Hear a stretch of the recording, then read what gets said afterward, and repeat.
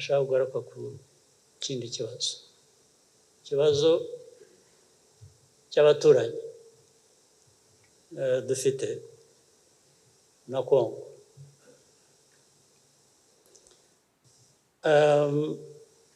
Ntabwo intwarira umwanya gusubizanya batuvuga cyangwa tuvuga uko bashatse, ariko nagira ngo mbonereho uyu mwanya ngire ibyo mvuga bibasubiza, bibwira abantu abo aribo bose bagifitemo uruhare muri iki kibazo. Nzongera hashize igihe nanone, niyo mpamvu ushaka kuvuga byinshi byo nabitse bimaze igihe ntasubiza. Ndabivuga uyu munsi, nzongera hashize igihe, ariko ubwo izara ko abo mbambwira bumva. Ikibazo cya Congo kirimo ibintu byinshi. Congo, u Rwanda, M23, FDLR, MONUSCO, international community, envoys, ibintu byose. Turi benshi ukwiye kuba bafite ibyo dukora. Ariko uko mvuza twese uko mbivuze, uko byari bikwiye.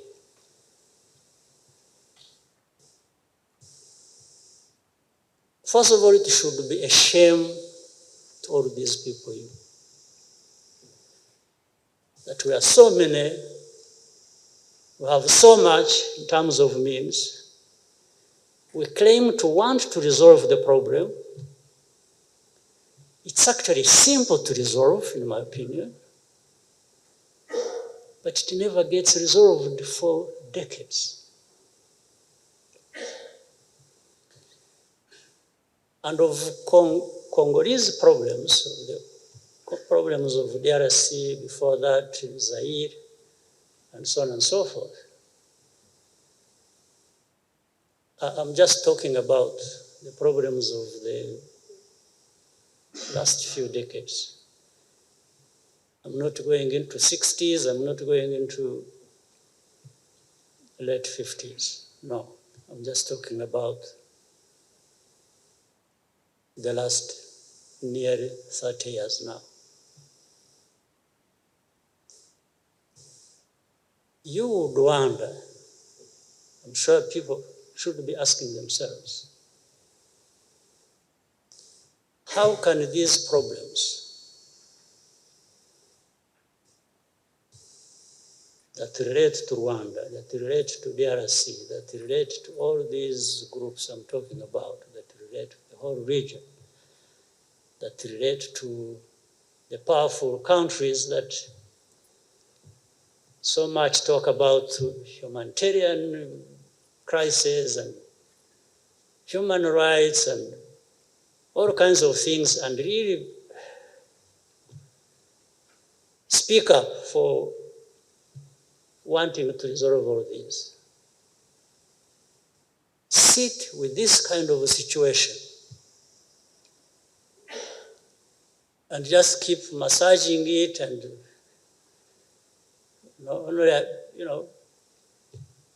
blaming everybody else except them for these problems. And it's unfortunate that what I'm saying, I've given a short list of parties concerned, countries and so on. But it has become so convenient for long that all problems are put on the shoulders heavily on the shoulders of Rwanda. Rwanda is always the culprit in all this. It's not FDLR, it's not the government of Congo that should be responsible for its problems and people. It's not the UN. It's not the powerful countries, mainly America, UK, France, etc.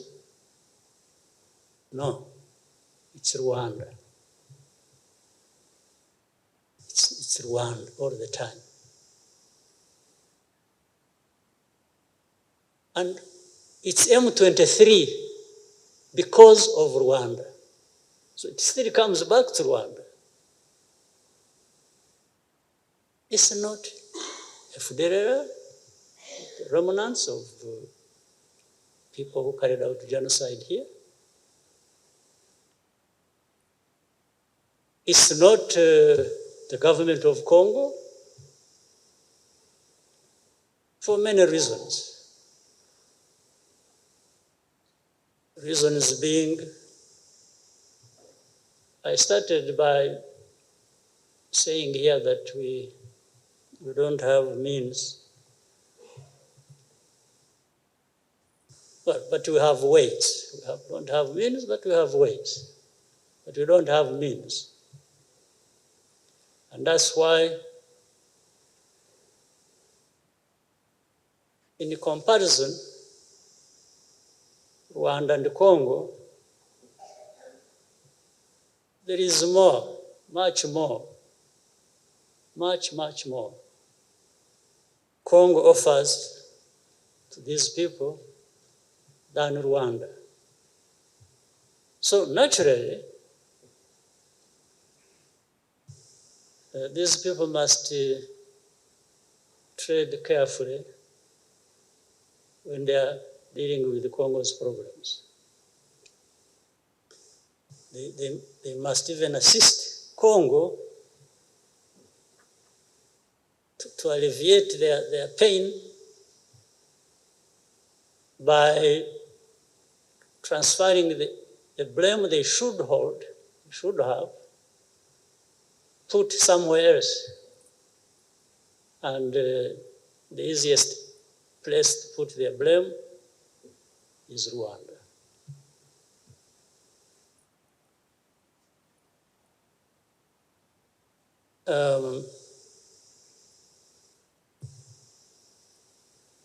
You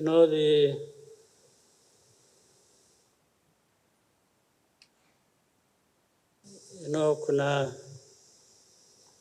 proverb.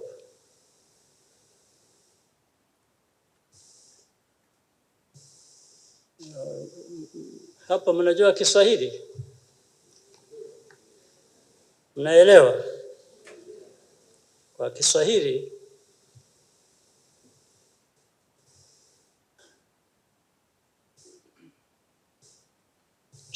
shamba ya ndizi, mnaelewa? Kuna migomba.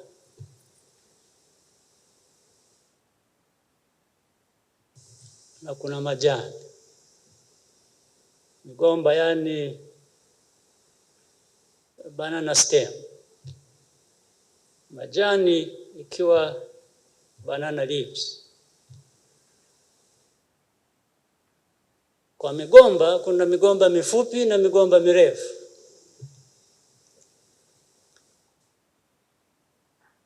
Kwa sababu Afrika wanatumia sana majani ya migomba kufanya kazi nyingi mbalimbali, kupika chakula, nini. Ukienda kwa shamba la ndizi, ile majani wanayokata ni yale ya migomba mifupi. Ndio. When they go to banana plantation, because Africans use a lot of many things they use banana leaves for. The banana leaves they cut are the banana leaves of short banana stems. Ile mrefu sana wanaacha. Sasa hao watu wanafikiria sisi ni migomba mifupi.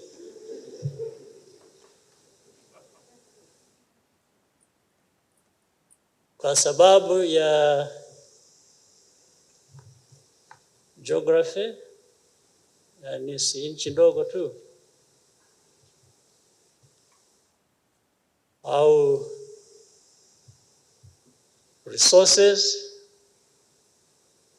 minerals, vitu vingine, wale wana vingi sana, sisi hatuna. So they would rather go for the short, lakini bwana wanajidanganya kweli.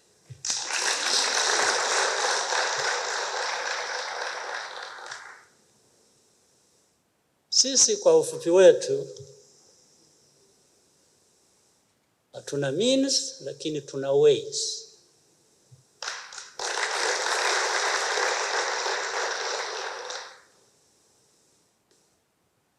Na tuko imara, hujajua. Hujui. Usikaelewa imara tulivyo.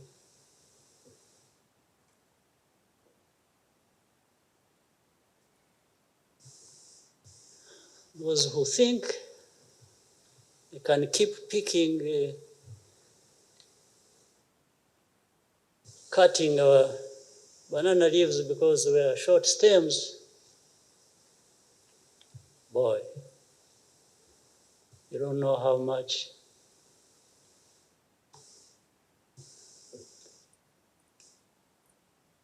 you have deceived yourselves.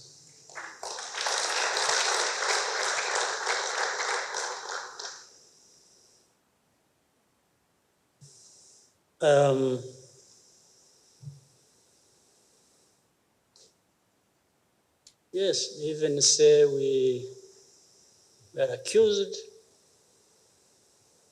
of stealing the wealth, the minerals of Congo.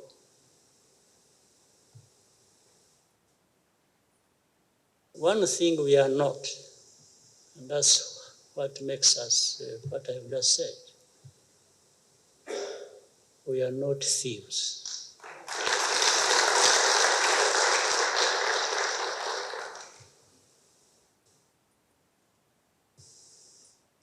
We work for what we have and what we get.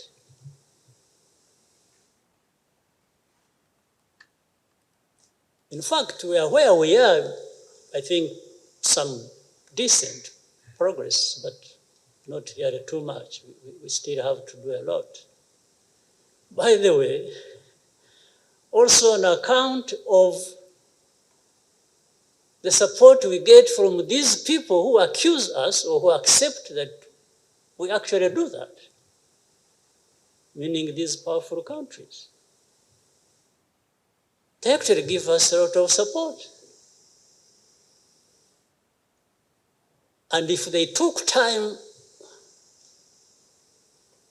to scrutinize,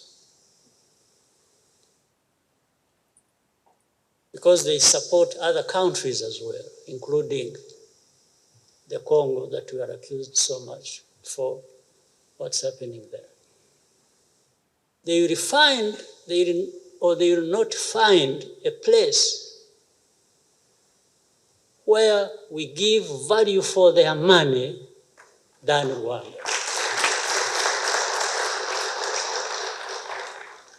They will not. I can bet on this. For every dollar they spend on us, they support us with,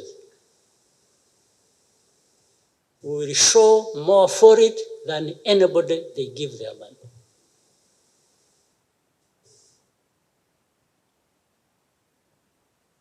And it is deliberate. It's not by accident. It's who we are. It's who we want to be. And nobody will take it away from us.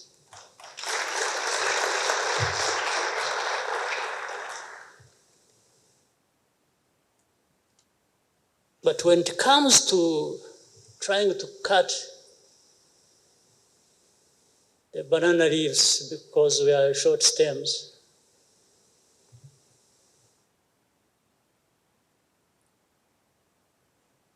they can, or they will discover that you also provide value for money. Meaning,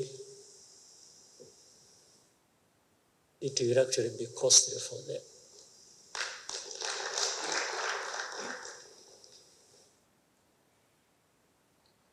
Now, let me add to that.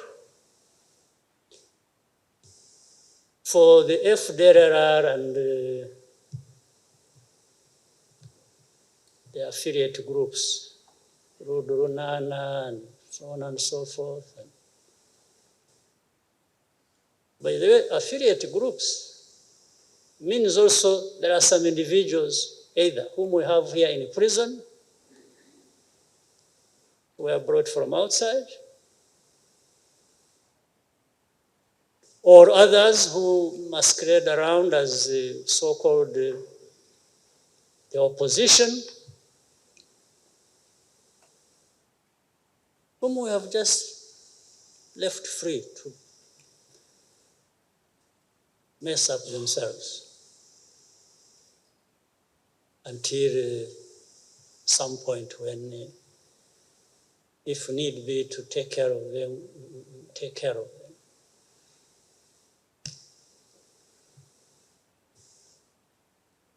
But why do you think this problem, for example, of FDLR, has been there for the last nearly 30 years? Why? Because you think it's a too complicated a problem to resolve?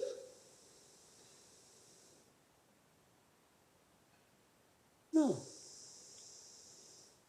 I'm beginning to believe something I never believed. That I suspected, but I had no proof and I don't want to believe it. But it's so many years that if you can't find another explanation, then you have to believe it. You can't but not believe that actually somebody, somewhere, wishes this problem to be there forever. Around it, so many things are played. One,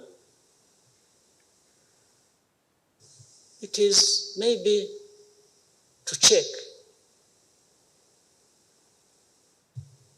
these stubborn troublemakers,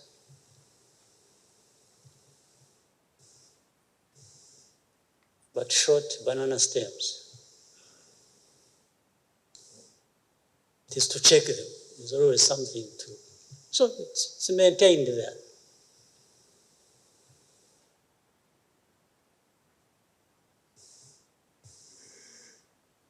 And then it spins around for the crimes associated with these people of our history, of our tragedy in Rwanda in 1994, the history before that.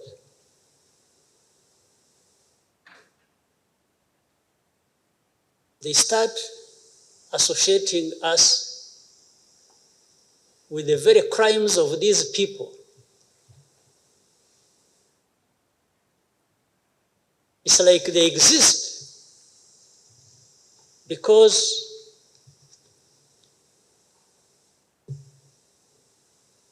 we are doing something wrong. In actual fact, maybe we share in the crime. We share in the crime they committed. So in other words, for the perpetrators and victims of tragic history, we are actually the same.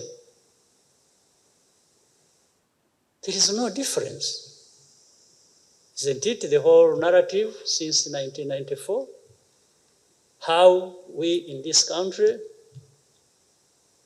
are known for stifling freedoms of people. We are, we violate human rights. Then sometimes when they are talking about the violating of human rights, they point to the people who are here, whom they have labeled opposition leaders, who are associated with this history, that we are violating their rights. Can you imagine? The very people who are associated with the genocide, well, here are some of them, many of them outside there, whom they have even sometimes refused to try for their crimes because they can't return them to Rwanda because Rwanda's justice and human rights, and if they return them to Rwanda, they will be denied their justice, their freedom, their human rights. And then we respond to these people and say, okay, if you can't give them to us, here is the evidence. You try them in your courts because you are better than us. And they still don't do that. So what does that mean? What would that mean for anybody who wants to think? You don't want me to try them for reasons you are giving, that whether false or true. But then how about you? How about you trying them? What's wrong with you? You mean you're questioning your own justice system as well?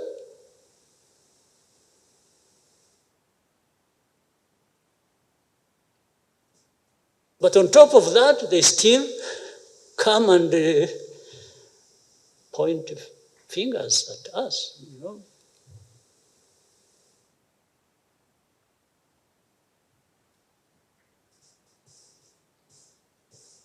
But sometimes there is poetic justice that goes on.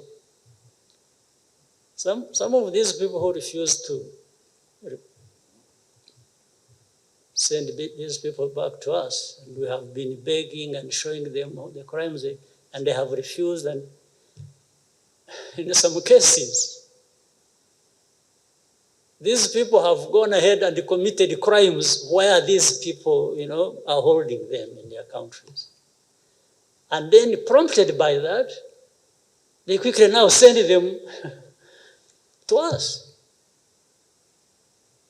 Because there is a case where somebody was being accused and we were asking how these people, then this killed somebody else in one of these countries outside who had refused to surrender that person to us.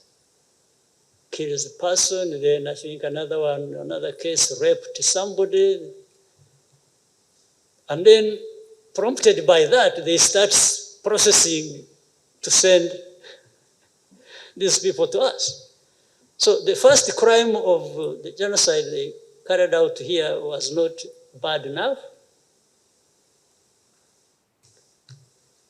but they are reminded by somebody violating the rights of one of their citizens. This is what I'm calling sometimes poetic justice.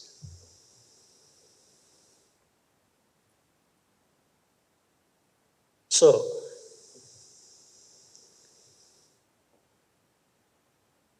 if for the last 28 years, this problem has been there, and for the last 20-something, 22 maybe, the UN force was sent to Congo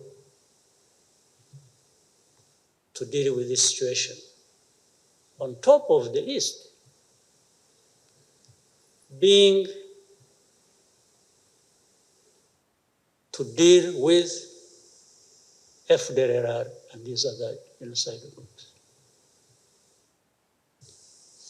And there is not a single day, not a single day that I know, maybe you do, that these forces ever fought FDLR to try and remove them. But they've been so keen to fight the notorious, or famous, I don't know, M23, and saying, you are dealing with half the problem. The other half will come back to haunt all of us. This is not a military issue. This is not a problem you want to resolve by force of arms. It's largely a political problem you need to attend to. You maybe help the Congolese government to address this problem. They ignored us. Fine. 10 years after that, the problem has come to haunt all of us. But of course, the easy way, again, they have, is blame Rwanda for it. That solves the problem. That's where we are now. But why wasn't this problem resolved for the last 10 years, honestly? Why wasn't it?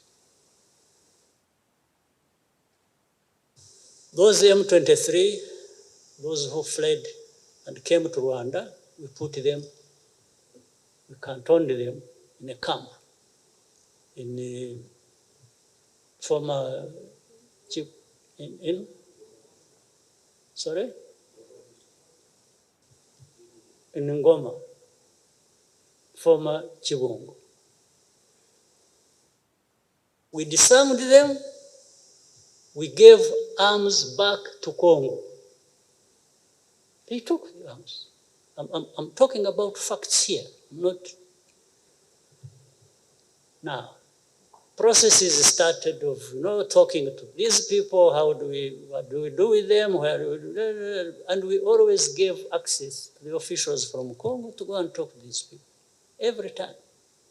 They came here like 20 times. The last I heard of was when they said they wanted the representatives of these people and others. The majority of them went to Uganda. There was a bigger group.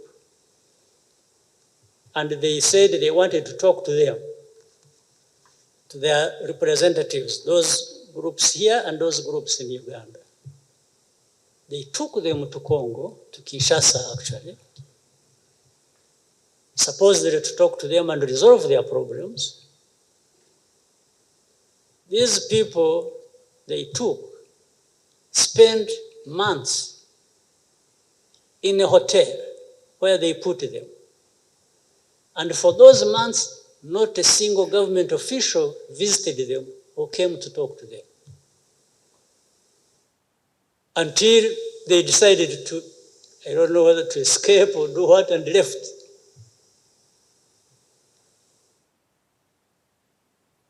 Now, the problem comes back to be Rwanda's problem. When they started fighting, don't ask me how or where they came from, but we have had a moment to discuss this openly in meetings of heads of state in Nairobi, and it was clearly demonstrated to the Congolese leaders what had been going on. And the only thing they kept telling us was, no, no, no. These people must go back where they came from. And then you ask them, say, where did they come from? Or what time do you mean? Because even if you assume that they came from here, where did they come from when they came here? And I asked one simple question in the meeting. I said, we would be wasting our time if we do not answer this question and we continue discussing this issue. I said, one simple question. Are these people we are dealing with or having to deal with Congolese or Rwandese or Ugandans? Fortunately, the Congolese leaders answered that they are actually Congolese. Then I said, okay, now we can have a conversation.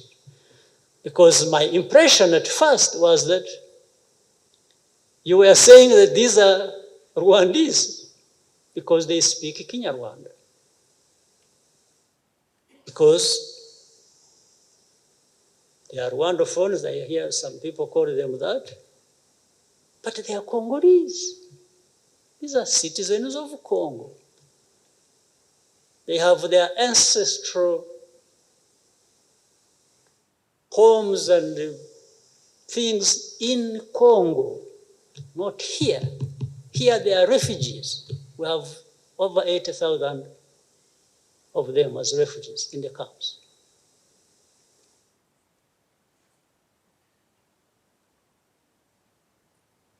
So how do we deal with this issue? How does this issue become Rwanda's issue?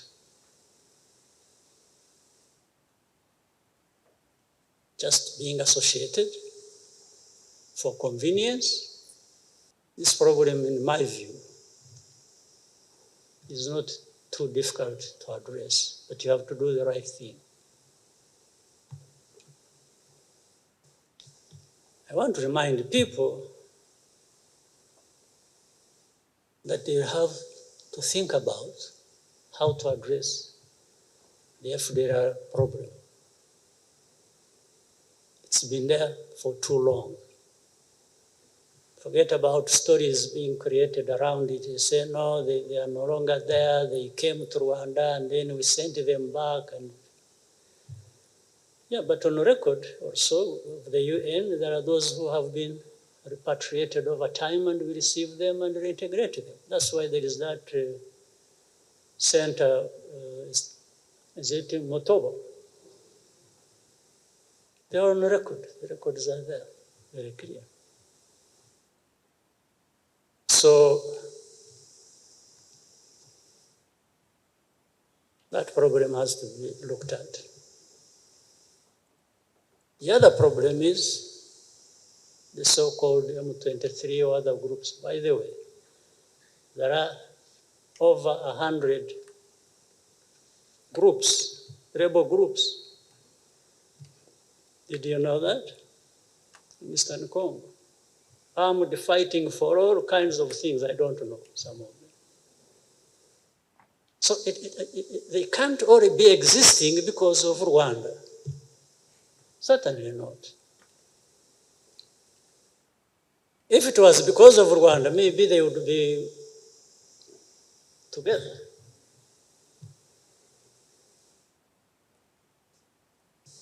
So that problem needs to be addressed in their right context, and those problems are Congolese problems, they are not Rwanda's problems. But we can help because we are interested in a stable neighbor.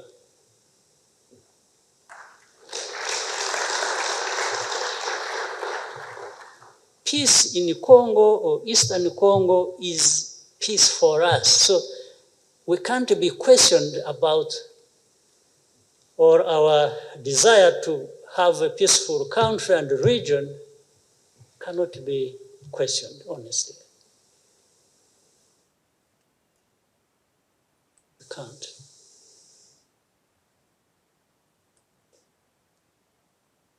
Even for those who accuse us of stealing minerals, if that were to be true, I think we can do better still by having peace. Yes. Because when you have peace, then you don't even need to steal. You would actually have, you know. I was talking to some very senior people recently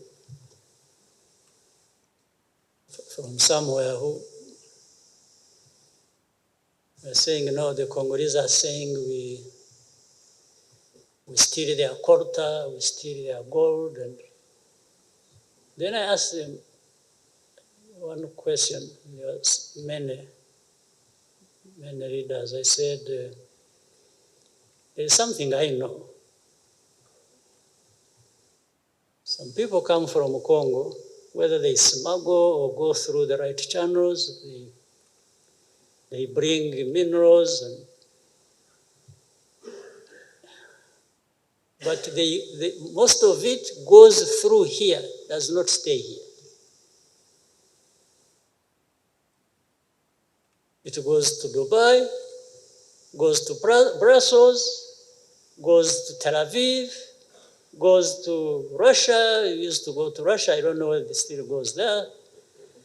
It goes everywhere.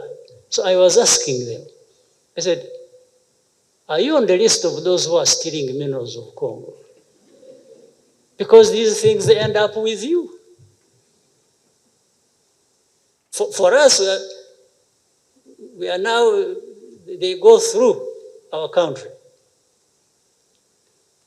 But they are accusing us of stealing Congo's minerals. How about the destination? Why don't you talk about it? And if we actually deployed everything, every effort, and stopped this thing flowing, the accusation would be even worse. Yeah, they would be seeing no more gold coming through here. Going to them, then they say, these people, they are causing problems. So what are we supposed to do, honestly? And then there is this famous thing that has,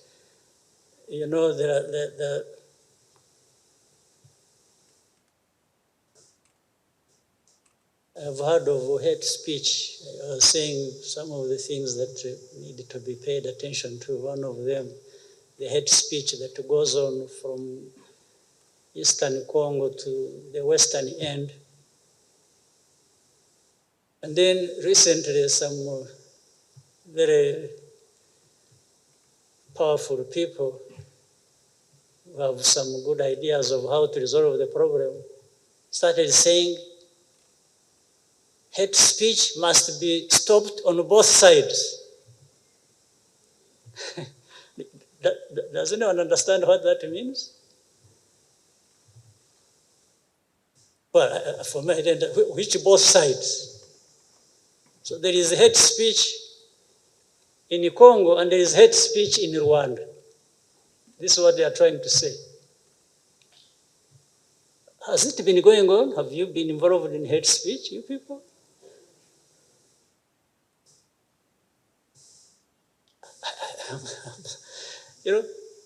And that these are people supposed to be helping to resolve the problem. So they must give part of the blame to Congo, and another part must be carried by Rwanda. Even if both of us have not been doing the same thing. So I'm saying it is simple to resolve because all it needs is just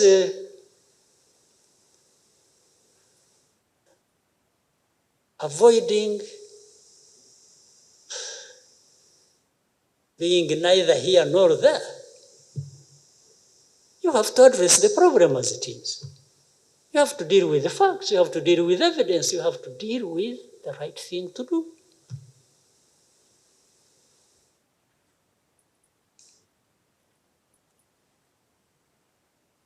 As for how our name will keep coming up, which I can't prevent one way or the other, our name will always come up.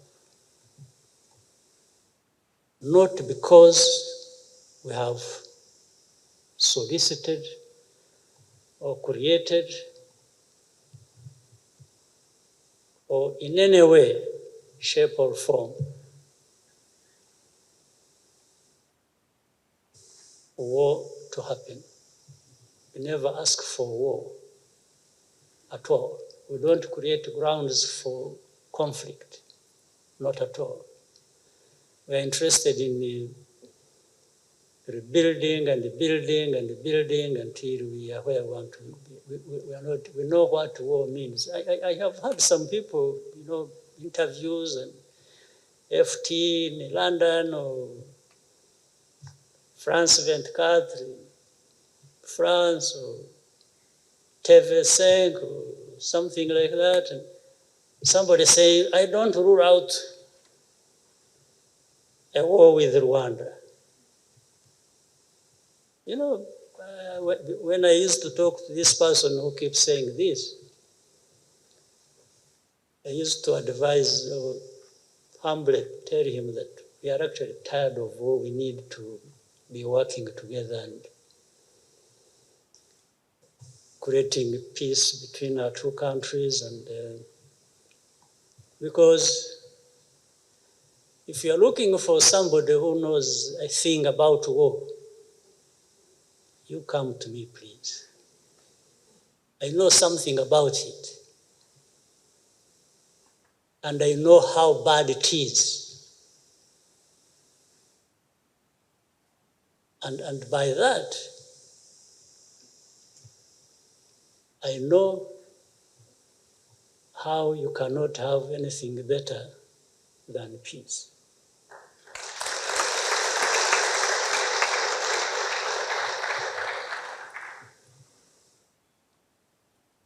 So this problem can be resolved.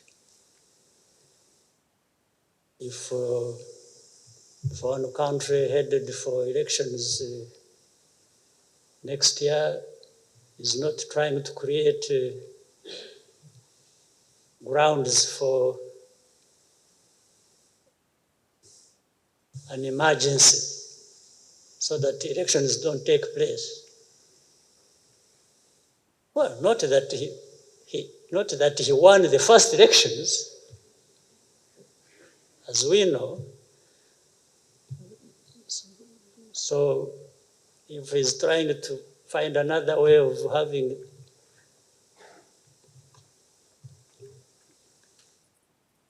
the next election is postponed,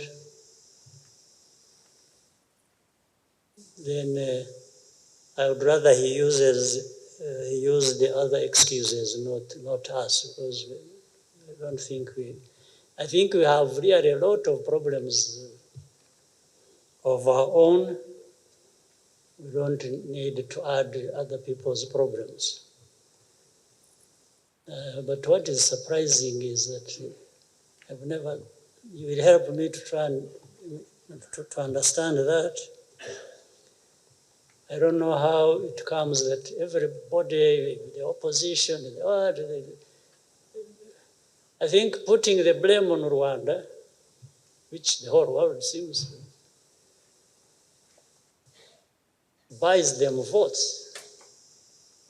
Why should having problems with Rwanda and votes for people? I see politics heating up in DRC, and everyone who has something to say, whether it is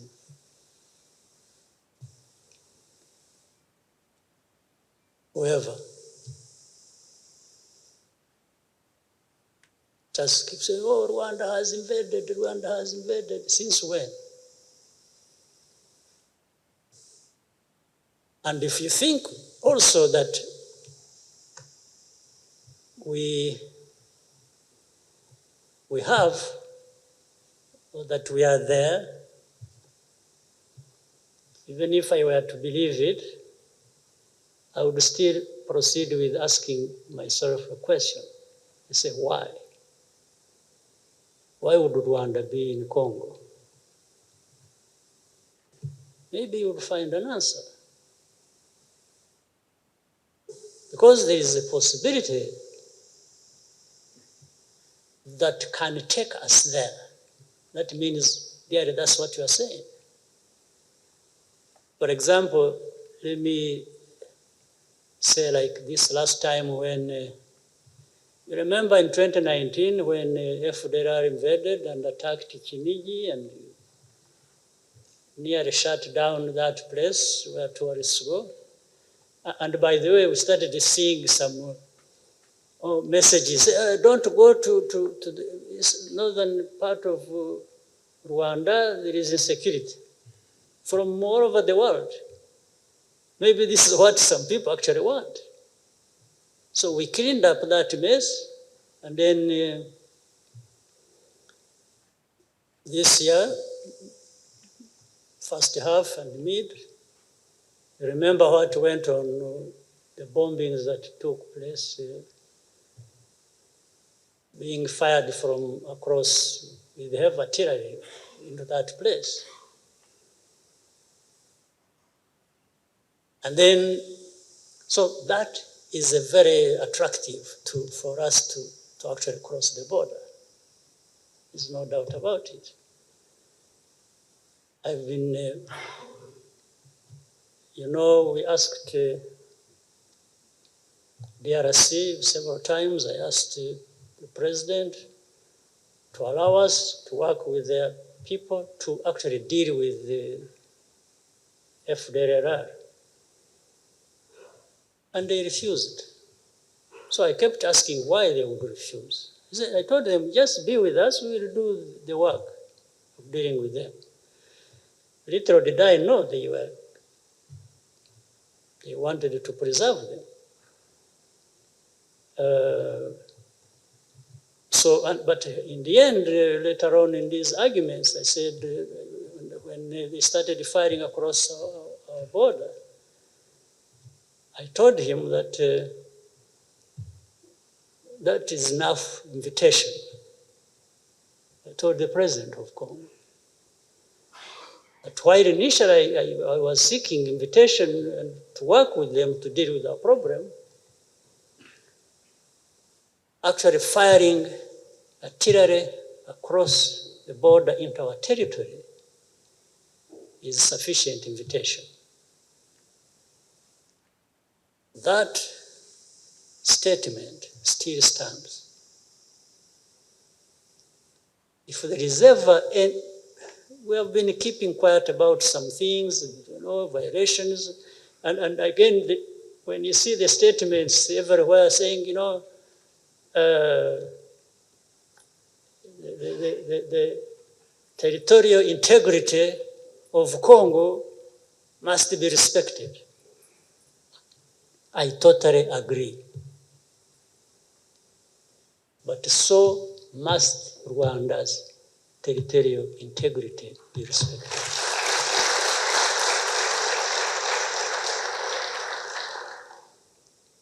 And respecting territorial integrity is not just by a soldier putting foot on the ground on that territory.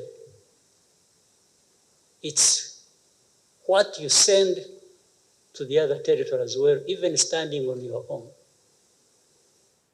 If you fired artillery shells across the border into Rwanda, while you are in Congo, you have violated the territorial integrity of Rwanda. That's the interpretation. I don't know of any other interpretation. So, I gave you more than you wanted or expected, but I thought I needed to really do this.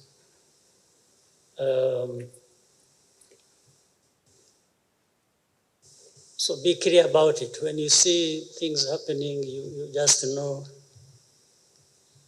First of all, we are not going to engage in skirmishes that could have been avoided. We are not going to violate anybody's sovereignty or territorial integrity.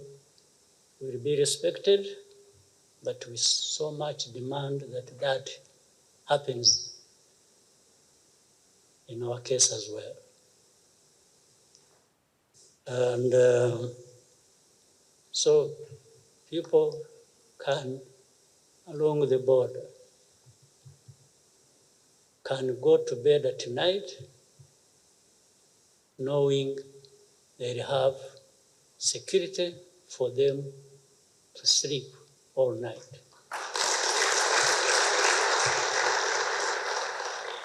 Short of that,